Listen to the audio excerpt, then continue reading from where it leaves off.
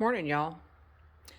I swore I was not going to do anything today until I got tile laid. And instead, what did I do? I get a phone call that somebody's not in their stall.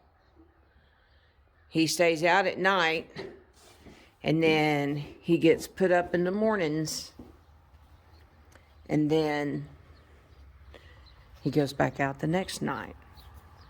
Every once in a while, if it's rainy and cold and he don't want to go out, he gets to stay in at night. But he's got a shelter out there. And that's not the gate that you go out anyway. That's not even where you're supposed to go. This guy's name is Bandit. He has been in our family since he was about 3 years old. And he's about 24 or 25 now. I would have to look at his papers. He's just a good old guy. You see how laid back he is. He was a stallion until he was like 7 or 8. Yeah, I know. He's not really a touchy-feely type horse. He's always been more about business. Just do what we need to do, and let's get done, and leave me alone. And matter of fact, and I say he was in the family since he was a 3-year-old, and that's because my youngest brother's mother-in-law had purchased him as a stallion. And she had him a couple years, and then she made a deal with her daughter, who is my sister-in-law, for a mare and a colt for him, and then they had him gelded. And so he's always been like this. So I seen him as, when he was still a stallion, and he's always been kind of laid back. But yeah, so he's out. He's supposed to be in the stall. He's done been in here, made a mess of the hay. We keep a Rubbermaid cart here with hay in it so that it's easier for those of us with mobility issues to be able to move a bale of hay where we need it. But as you can see, we got trash piled up ready to be hauled off. We got to get that done. But yeah, you can't even get one mess picked up without somebody or something making another mess. And I've got blankets over there I've still got to wash. I'm trying to get some of these older blankets and older tack that I've got, and I'm just going to round it all up and take it to the tack sale next month and just kind of clear out some of the horse stuff, because that's most of what we have is horse stuff, and we don't need as much as what we have, and especially the stuff when it comes to showing, because I can't see that we'll probably go back to that. I shouldn't say ever, but most likely not. So anyway, I'm just, like I said, trying to round up stuff and go through it. And I didn't plan on doing this today. I planned on laying tile. I got my pieces cut to fit, and I wanted to get those 5 or 6 rows down. But then I get a phone call that somebody's out. So I had to come down here. It made me have to come down to the barn. Yeah. You see how thrilled he is. Your stall's right there waiting for you. He says he don't care. He don't want to go in the stall. Anyway, so I thought, well, while I was down here, I haven't even ate breakfast yet. But I figured while I was down here, I'd go ahead and clean up a couple of the stalls. They usually wait till in the afternoon whenever there's more than one of us. My husband doesn't even want me down here whenever I'm by myself, because I'm hard-headed, stubborn, and I tend to overdo things sometimes and make my back go out, and then he has to do everything until I recover. So that's no fun for him or me.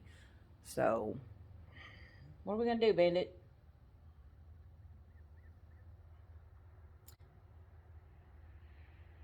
Yeah. Well, I guess I could show y'all. We had a riding pen. It was just outside this gate to the north entrance to the barn. I'll turn this around here. We got half of it done the other day, and it got dark on us. We had to quit. But we had a pen that started over here and it went out and around, and even the mountain block is still out there. And I was going to move it the other day when we were moving the panels, but there's ants all growed up in the bottom of it, got them a nest, so I'm going to have to do something about that. But since we're not showing anymore, I don't really need like a riding pen or a workout pen or anything like that for the horses.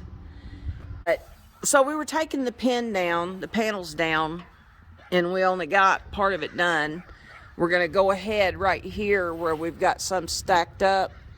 There's a T-post helping hold that up, but we've got T-posts to put in, and we're just going to run it right there to that north fence, last one, to make sure it's secure enough. I'm just wanting to keep the mares from being able to hit that fence line back there, and that way when the stallion gets let out to eat some grass over there, then it's, you know, I don't have mares at a gate, you know, trying to get in. So, anyway, I want y'all to see this. You see what he's doing? Did you want to look out too? Is that what you're doing? You wanted to look out and see? What?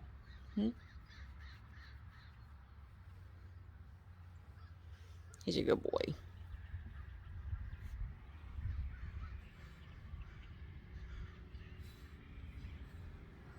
Yep. He's a big guy too, let me tell you. The first horse trailer that we had was a WW, I believe it was. And it was a 3-horse, what they call a 3-horse bumper pull. I think it was 3-horse. I can't remember now. Oh my gosh. Anyway, we had this other trailer. It was a WW trailer, I believe is what they call it. And when we went to pick him up, and the mare that was with him when we was bringing him out here from my brother's place, it was a good thing we wasn't picking up 3 horses, because he's pretty good size, and the mare was pretty good size. They're both over 15 hands. But anyway, so oh my gosh. So the bigger horses, I mean, they're not even like draft size. So we had to get a bigger trailer. So that's when we bought the Exus trailer. And so that way they would actually have room, because the size of them, you know, like the halter gelding that we have is just so big. It would have been, he would have took up the whole trailer by itself, and I wouldn't have wanted to haul him in it. Because he still would have been kind of squashed. Really? Really? Did you like my ponytail that much? Look, he's nudging me. He's like, give me something to eat. See, he's like nudging. What are you doing? It's not time to eat. I'll put you in the stall, though. I'll get you some food so you'll go be back in the stall where you belong. So anyway, I'm going to lure him into his stall where he belongs. My feed room's a mess. Everything's a mess. I had hurt my back several years ago, and it took me a good year of recovery. And couldn't really do much of anything. And even now, I'm, no, don't come in here. Even now, I have to be, I don't need to give him a whole scoop. Even now, I have to be careful. Yeah, watch out. Let me shut this door back. Blah. So, anyway, get him this feed. He knows I got it now.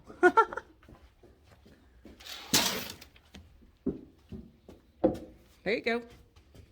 Back in your stall.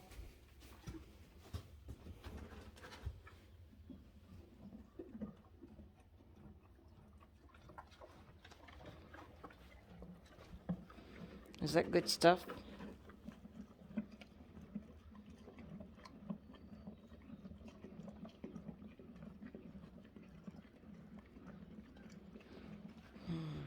Now that it's getting to be winter time and weather cooling off, I definitely want to get in here and be able to get the air gun, blow out a bunch of webs and dust and dirt and stuff.